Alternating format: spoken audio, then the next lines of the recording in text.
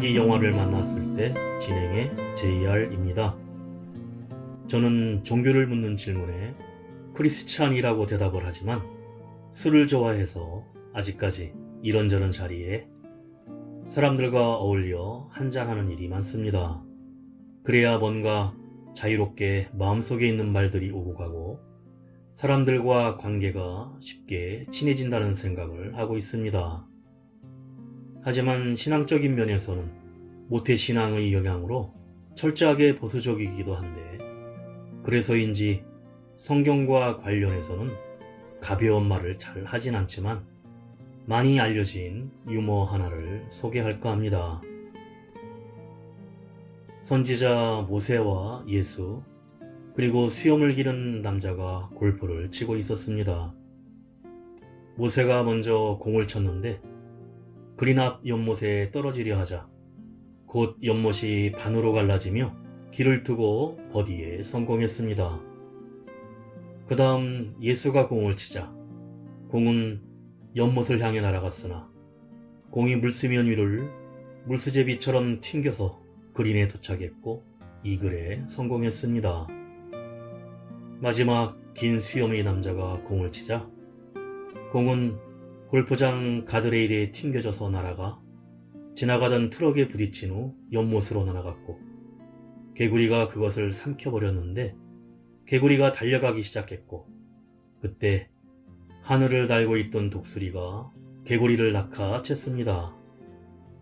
그러자 개구리가 공을 뱉어내고 공은 그대로 연못에 빠질 뻔했으나 돌연 바람이 불어 공은 한 번에 홀로 들어가 긴 수염의 남자는 홀인원을 기록하고 승부에서 이겼습니다.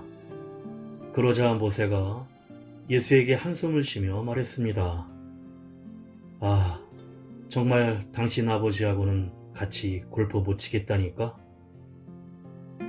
웃을 일 별로 없는 요즘 잠시 한번 웃어보았습니다.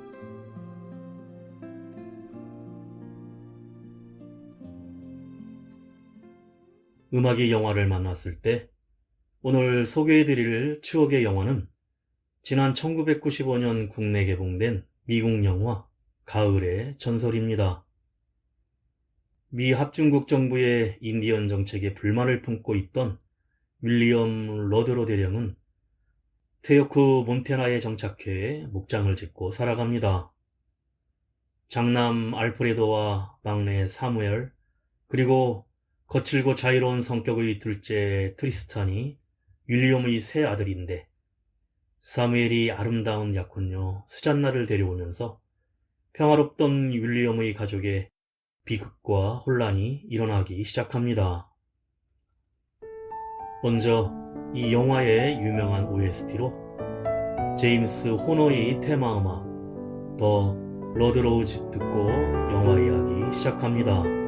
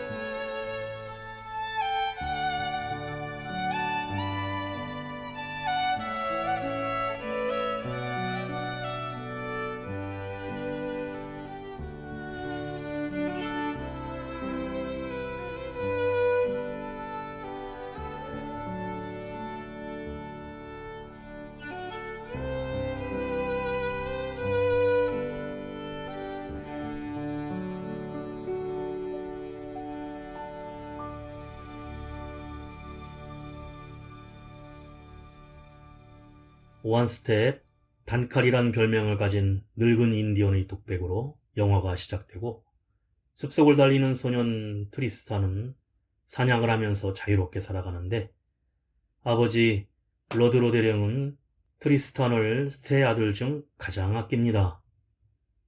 배경은 제1차 세계대전이 일어나기 전 울창한 숲이 우거진 미국 몬태나주의 농장을 운영하는 대령 러드로는 인디언을 학살하는 정부에 실망해 퇴역 후 몬태나주의 인디언들과 함께 거대한 농장지대에 살고 있으며 스라의 세 아들 알프레드, 트리스탄, 사무엘이 있습니다.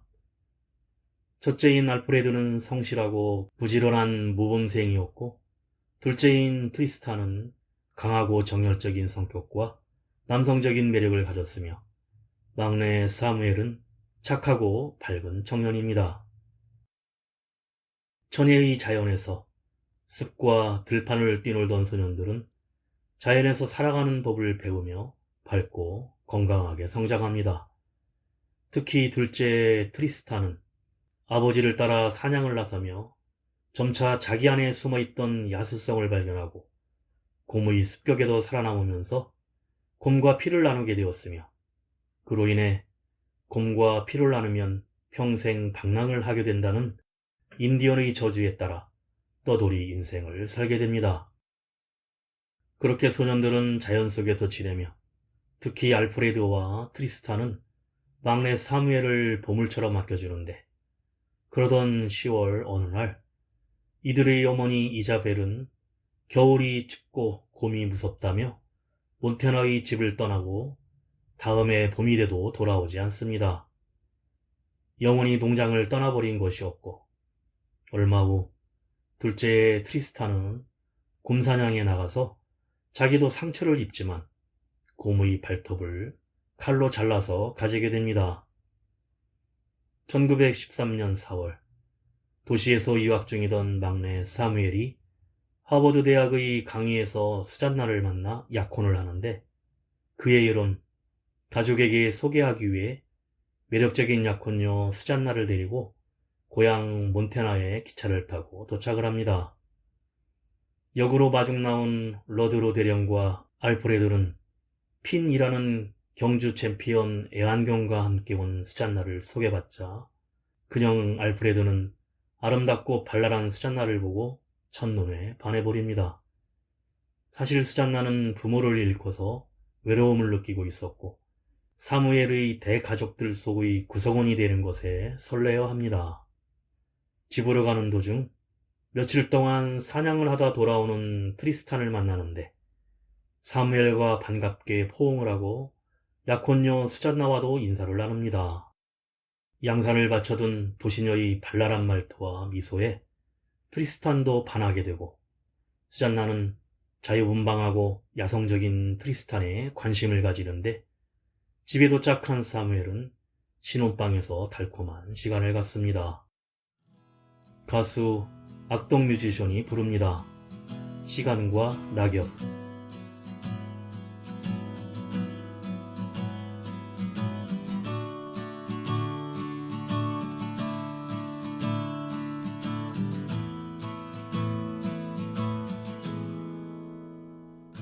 맨발로 기억을 거닐다 떨어지는 낙엽에 그간 잊지 못한 사람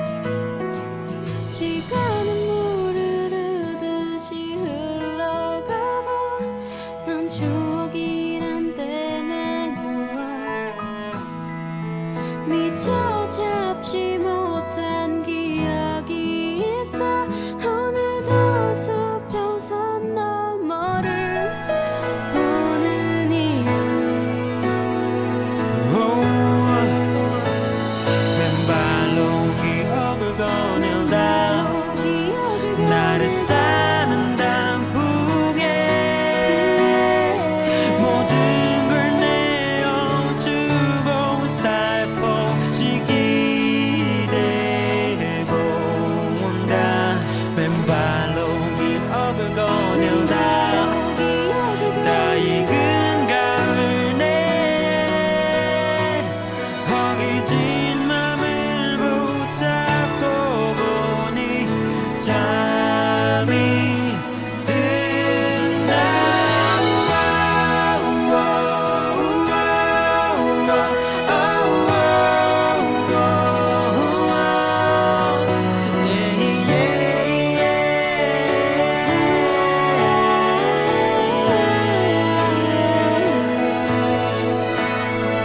가슴에 꽃과 나무 시들어지고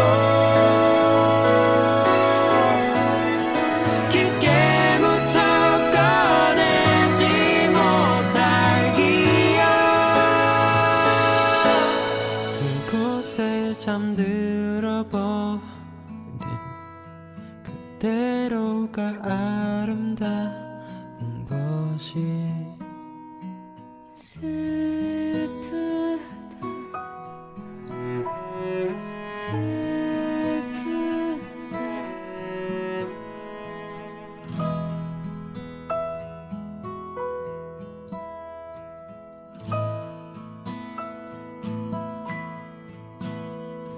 맨발로 기억을 거닐다 노란 은행나무에 숨은 나의 옛날 추억을 불러본다. 맨발로 기억을 거닐다 불어오는 바람에 가슴으로 감은 눈을 꼬가 나본다. 오후에 수잔나는 농장 일꾼인 데커의 딸 13살 인디언 호년소녀 이자벨 2세를 만나는데 이자벨은 트리스탄을 좋아해 결혼할 거라고 하고 수잔나는 그럼 우린 동서지간이 되겠다며 웃습니다. 저녁 후에 수잔나가 피아노를 치고 사무엘이 노래를 부르는데 러드로 대령은 예쁘고 교양 있는 수잔나를 보며 깊고 잔잔한 만족감을 느낍니다. 수잔나는 가족들과 사진도 찍고 말을 타면서 송아지를 밧줄로 잡는 로데오를 하고 총 쏘는 법도 배우며 농장 생활에 익숙해져 가는데 수잔나는 야성적인 트리스탄이 야생마를 길들이는 장면을 바라보며 관심을 갖습니다. 한편 사무엘은 유럽에서 벌어진 전쟁이 불리하게 전개되고 미군으로 참전한 사촌 2명도 전사했다며 참전하길 원하지만 아버지 러드로는 강하게 반대하고 전쟁에 대한 말은 꺼내지도 말라고 소리칩니다. 그러자 사무엘이 캐나다로 입대하러 간다고 하고 형 알프레드도 같이 간다고 하자 듣고 있던 수잔나는 화가 나 방에 올라가 버립니다. 수잔나는 트리스탄에게 사무엘이 참전하지 않게 해달라며 눈물을 흘리며 껴안고 자기가 지켜주겠다는 말을 하는 순간 둘은 서로 감정을 느껴 침묵이 흐르고 이를 형 알프레드가 보고 얼굴이 일그러집니다. 1914년 10월 결국 세 아들을 모두 참전하기 위해 농장을 떠나는데 전장으로 아들들을 떠나보내는 러드로 대령은 안타까워하고 수잔나는 눈물을 흘립니다. 1915년 2월 독일군과의 접전 지역의 사명제는 참호 속에서 조명탄을 바라보며 긴장을 하는데 치열한 전투가 계속되고 처참하게 전사하는 동료들 속에서 알프레드와 트리스탄은 사무엘을 지켜주기에 여념이 없습니다. 전쟁의 참상을 직접 경험한 사무엘은 자신의 고집으로 수잔나와 결혼도 하지 않고 참전한 것을 후회하고 그런데 정찰을 나간 사무엘이 독일군의 철조망 트랩에 걸려 트리스탄이 구하러 오기 전에 독일군의 사격으로 트리스탄의 품 안에서 그만 전사하고 맙니다. 동생을 지키지 못했다는 죄책감에 트리스탄은 동생의 심장을 꺼내어 그 피로 얼굴에 바르고 내면의 분노와 사냥 본능이 일어나며 온몸을 인디언처럼 치장하고는 밤마다 독일군 진지를 습격해 인간 사냥을 하며 전리품으로 독일군의 머리가죽을 벗겨옵니다. 부상당한 형 알프레드를 알아보지 못할 정도로 광기에 휩싸인 트리스탄은 전쟁에 공훈을 세웠지만 군에서 강제로 제대시키는 조치가 내려지자 시리에 빠져 고향으로 돌아가지 않고 전국을 떠돌며 방황을 시작하는데 인디언의 저주가 시작된 것입니다. 가수 신해철이 부릅니다. 내 마음 깊은 곳에 너. 너에게 전화를 하려다 소화기를 놓았네. 잠시 잊고 있었나 봐. 이미 그곳에는 넌 있지 않은 걸. 내 마음 깊은 곳에 너. 마지막 작별의 순간에 너의 몸속에 담긴 내게 듣고 싶어한 그 말을 난 알고 있었어. 말하진 못했지. 내 마음 깊은 곳에 너. 너에게 내 불안한 미래를 함께 하자고 말하긴 미안했기에 내게로 돌아올 너를 또다시 혼자이게 하지는 않을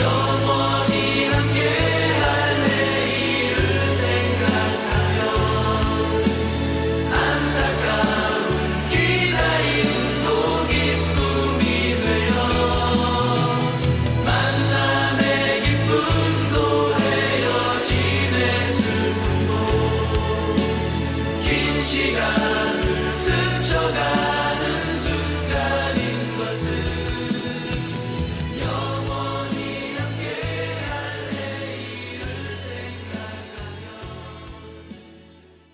부상당한 알프레드는 사무엘의 심장을 가지고 귀향을 해 평소 사무엘이 새를 그리던 협곡 위에 묻어주는데, 수잔나는 보스턴의 집으로 돌아가려고 했지만 폭설로 기차가 떠나지 않아 봄까지 기다리기로 합니다.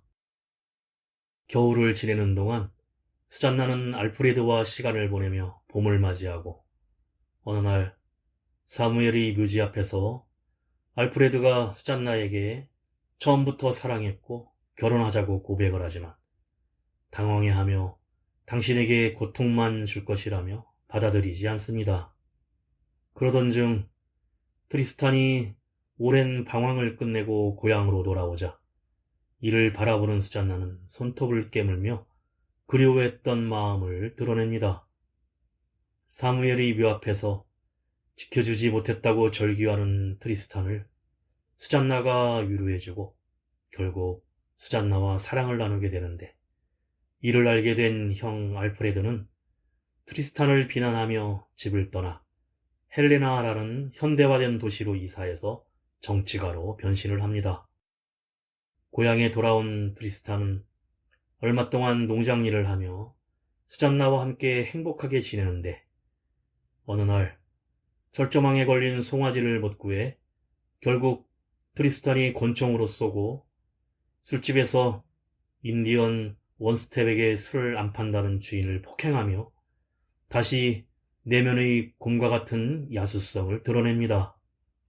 결국 트리스탄은 견디지 못하고 또 농장을 떠나 다다로의 정처 없는 유량 생활을 시작하는데, 트리스탄에게 수잔나는 언제가 되더라도 돌아올 때까지 기다리겠다고 합니다.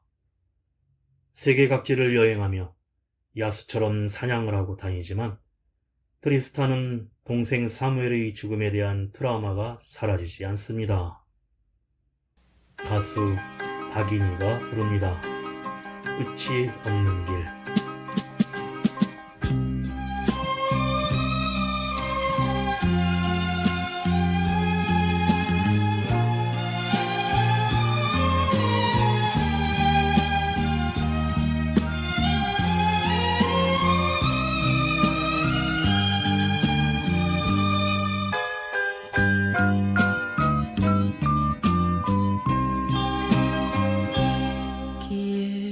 길가에 가로수 옷을 벗으며 떨어진 잎새 위에 어린 얼굴, 그 모습 보려고 가까이 가면 나를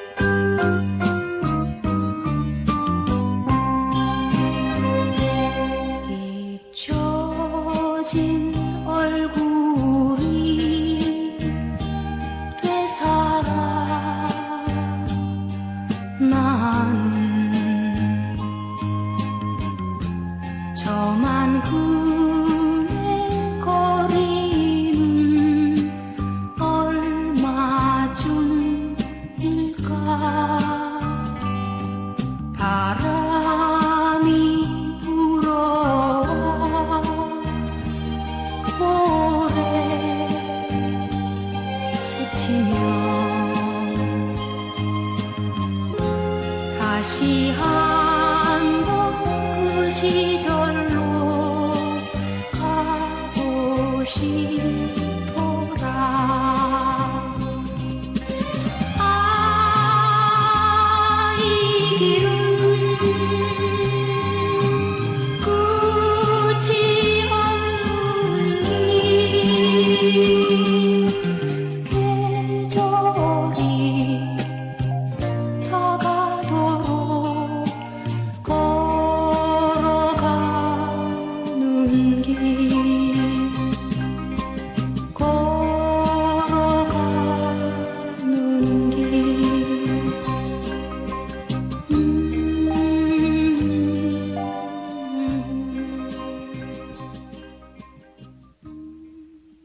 1919년 12월 트리스탄은 수잔나에게 우리들의 사랑은 끝이 났으니 새로운 사랑을 찾으라는 편지를 보내고, 한편 성공해서 하원 의원에 출마한 알프레드는 선거에 아버지의 협조를 구하기 위해 오랜만에 집에 오지만 로드로 대령은 자신에게 죄 없는 인디언 마을들을 쓸어버리고 어린아이들까지 학살하라고 명령했던 정부를 증오하기에 정부에 충성하려는 아들에게 노골적으로 불만을 드러내며 매몰차게 지원을 거절합니다.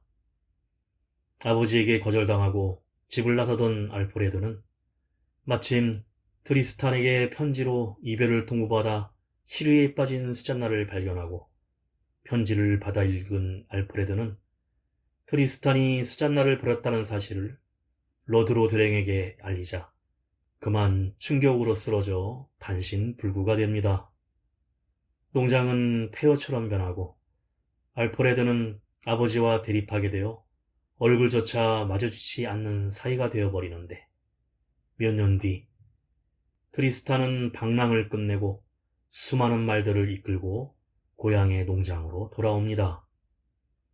아버지 로드로 대령은 뇌졸중을 앓아 몸이 불편해지고 말도 잘 못하게 되었으나 트리스탄을 반갑게 맞이하며 행복하다고 글로 쓰고 축배를 듭니다. 트리스탄은 아버지에게 멋진 장총을 선물하고 수잔나가 형의 아내가 되었다는 소식을 듣고 찾아간 트리스탄은 놀라는 수잔나가 선물로 보내줬던 팔찌를 빼주지만 보호해주는 마법 팔찌라며 다시 끼워줍니다.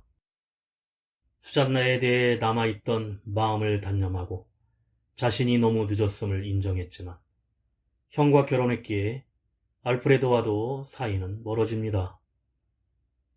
금주법 시대의 트리스탄은 몰래 밀주를 제조하는 일을 시작하고, 오랫동안 한결같이 자신을 좋아했던 아름다운 숙녀로 변한 농장의 데커의 딸 이자벨과 결혼을 합니다. 트리스탄이 돌아왔다는 사실을 알고 있던 형 알프레도는 수잔나에게 데커의 딸인 혼혈 인디언인 20살 이자벨과 결혼한다고 하자 거울 앞에서 머리를 빗으며 알프레드에게 슬픈 표정을 숨깁니다. 가수 변진섭이 부릅니다. 너에게로 또다시.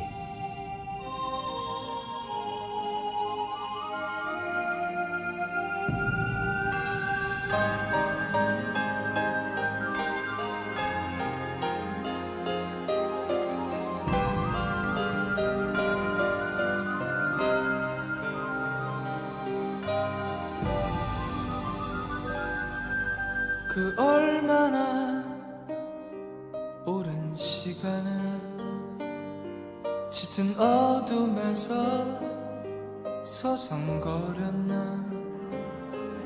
내 마음을 닫아둔 채로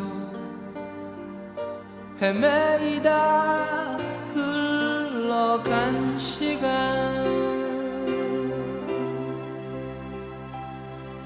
잊고 싶던 모든 모든 일들은 때론 잊은 듯이 생각됐지만 고개 져도 떠오르는 건 나를 보던 젖은 그 얼굴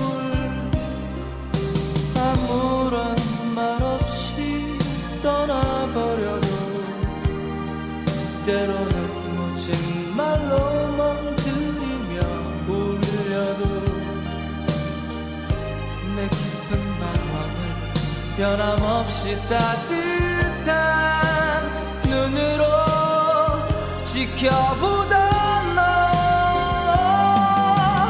너에게로 또다시 돌아오기까지가 왜 이리 힘들었을까.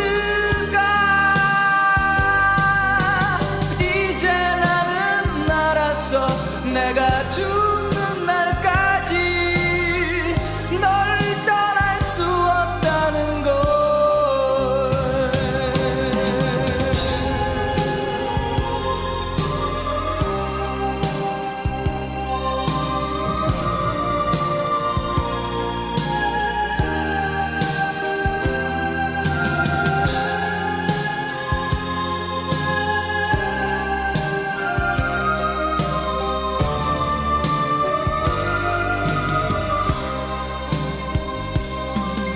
아무런 말 없이 떠나버려도 때로는 멋진 말로 멍들이며 울려도 내 깊은 방황을 변함없이 따뜻한 눈으로 지켜보던 너 너에게로 또다시 돌아오기까지가 왜 이리 힘들었을까. 이제 나는 알았어. 내가 죽는 날까지 널 떠날 수 없다는 걸.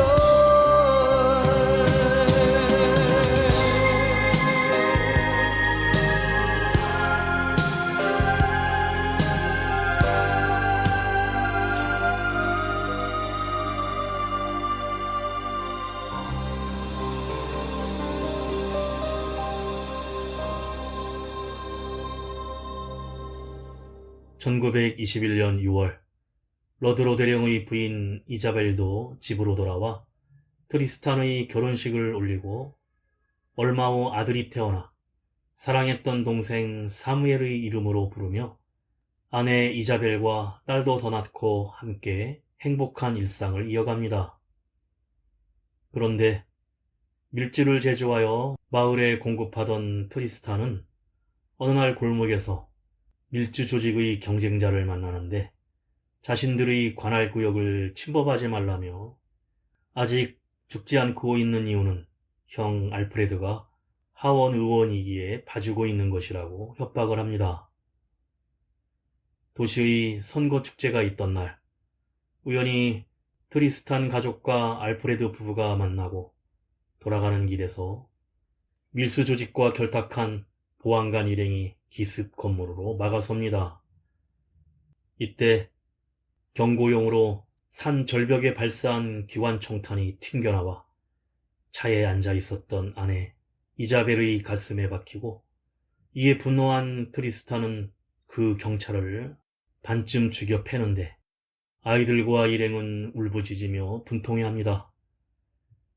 갑자기 일어난 불행으로 이자벨의 장례식에 형 알프레드가 찾아오지만 아버지 러드로는 얼굴도 안 보고 트리스탄은 경고하는 폭행죄로 30일간 감옥에 갇히는데 이때 면회를 온 수잔나는 횡설수설하고 결국 눈물을 흘리며 동서인 이자벨이 죽기를 바랐고 어쩜 동생 사무엘도 죽기를 바랐을지도 모르겠다는 무서운 말을 합니다. 얼마 후 트리스탄이 석방이 되고 이자벨의 복수를 준비하는데 농장의 가족들과 밀수 조직들을 감시하며 기회를 노리다 무죄로 석방된 부패 경관을 사살하고 밀주 조직 보스인 보안관 동생을 술 창고에서 죽이게 됩니다. 그런데 그 시각 아직도 자신이 트리스탄을 사랑하는 것에 탄식하며 괴로움에 힘들어하던 수잔나가 권총으로 그만 자살을 합니다. 트리스탄에 대한 수잔나의 진실한 사랑을 인정한 알프레드는 트리스탄에게 수잔나를 보내주겠다는 편지와 함께 그녀의 시신을 관에 넣어 보내고 수잔나의 시신은 목장 근처 사무엘과 이자벨이 있는 곳에 묻힙니다. 장례식 묘지에서 알프레드는 그들은 모두 너를 사랑했지만 넌 인간과 신의 법칙에 따르지 않았다고 트리스탄에게 한탄을 하고 트리스탄은 삼형제가 같이 찍은 사진을 보며 회한에 잠깁니다. 가수 전윤아가 부릅니다. 너를 사랑하고도.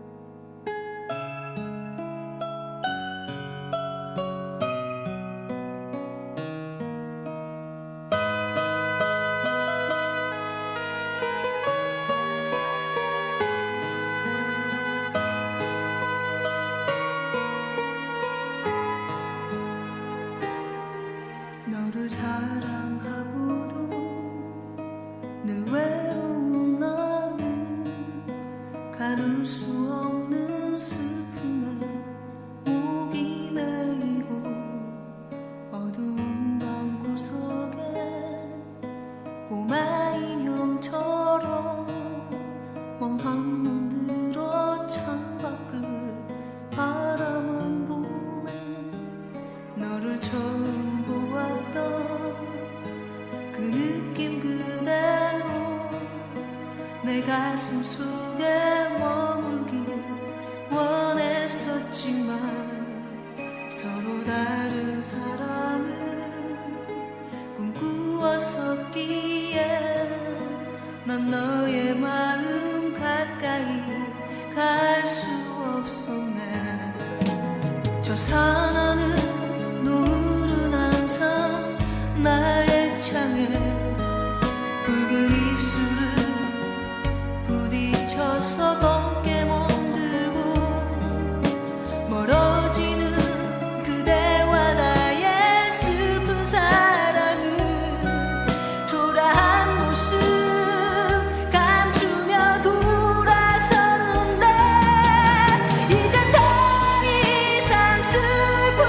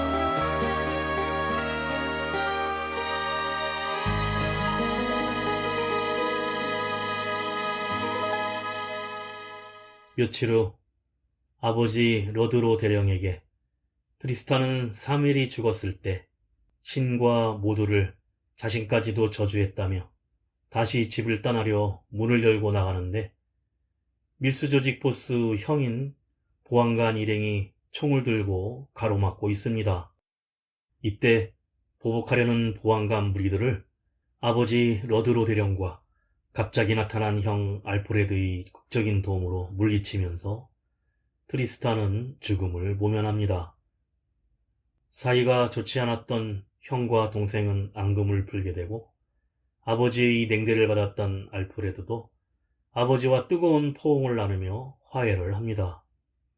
그리고 다시 방랑하기로 결심한 트리스탄은 형에게 자기의 아이들을 잘 돌봐달라고 부탁하고는 집을 떠나가는데 시간은 흐르고 트리스탄은 오래오래 살아서 자식들의 가정까지 지켜보았지만 그가 사랑한 모든 사람들은 그보다 먼저 세상을 떠났고 그가 정확히 어디서 생을 마감했고 그의 무덤이 어디 있는지는 추측만 할 뿐 아무도 모른다면서 그는 야생의 삶을 살았고 1963년 어느 숲에서 곰과 대결을 벌이다가 장렬한 죽음으로 다시 자연으로 영원히 돌아갔다는 원스텝 단칼이란 별명을 가진 늙은 인디언의 나레이션으로 영화가 끝이 납니다.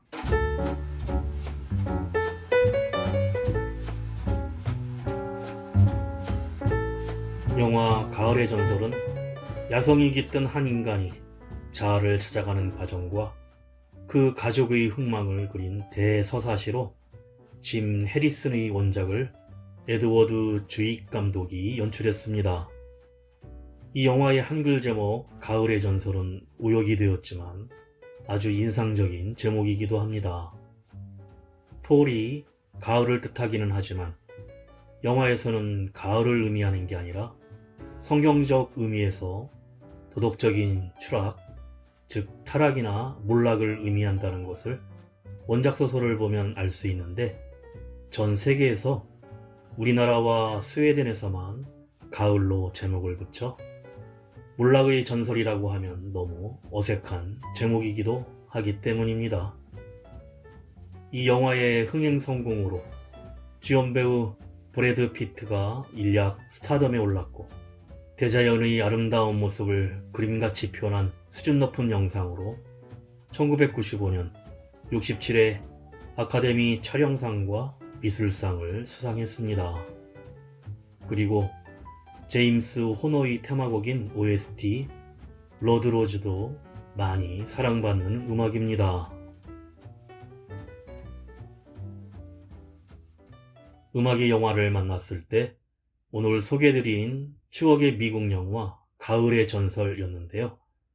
1880년대 말부터 1960년대까지를 시대적 배경으로 트리스탄이란 남자의 파란만장한 일대기를 원스텝이라는 인디언의 시각으로 그린 작품인데 짧지 않은 우리의 인생은 사랑과 애정, 이별, 고독으로 점철되어 있습니다.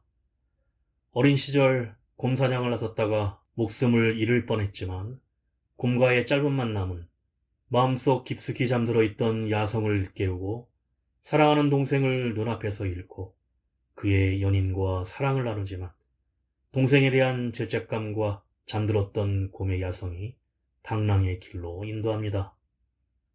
트리스탄의 야성과 방랑이 영화에서는 분량면이나 내용면에서 그리 설득력 있게 그려지진 않았지만 젊은 날 브래드 피트의 치렁치렁 흩날리는 금발과 우수에 잠긴 눈빛은 수많은 여성 팬들의 심금을 울렸습니다.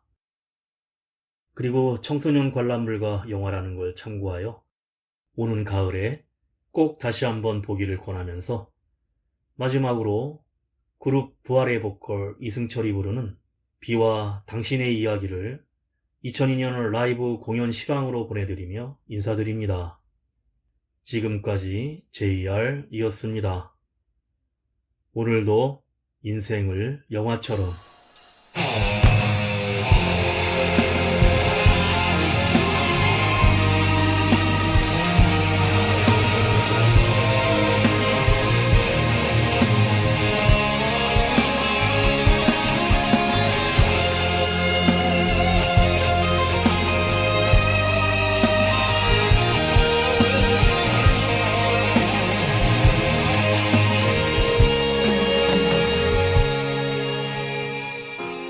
아이가 눈이 오길 바라듯이 비는 너를 그리워하네.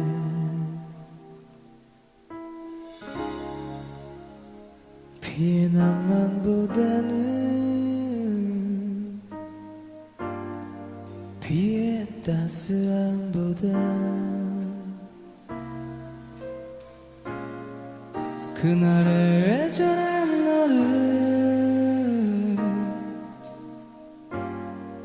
잊지 못함이기에 당신은 나를 기억해야 하네. 항상 나를 슬프겠지.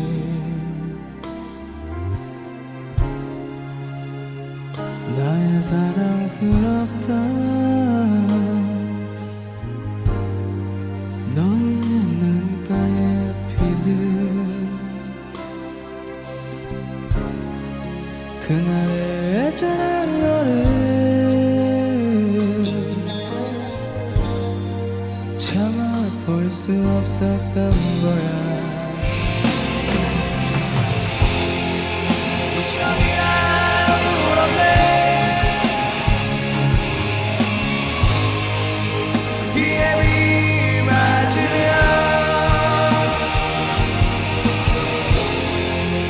눈에 비 맞으며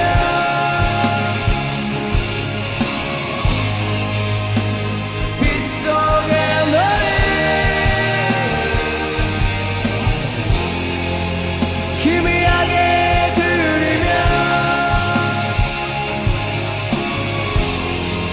우리의 마지막 말을 너의 마지막 말을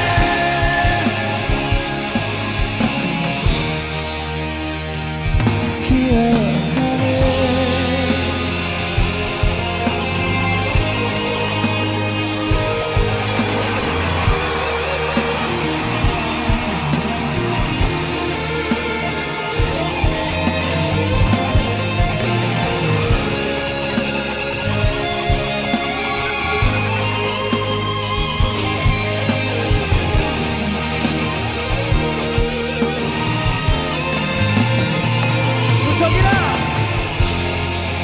무척이나 울었네.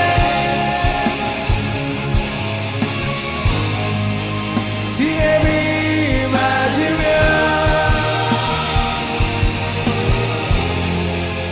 눈에 비 맞으며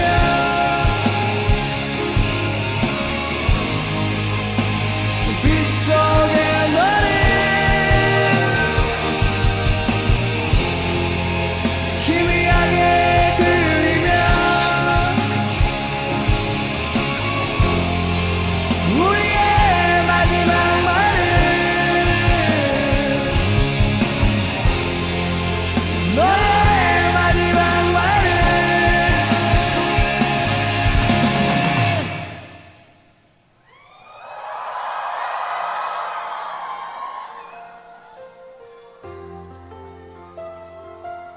사랑해 사랑해 사랑해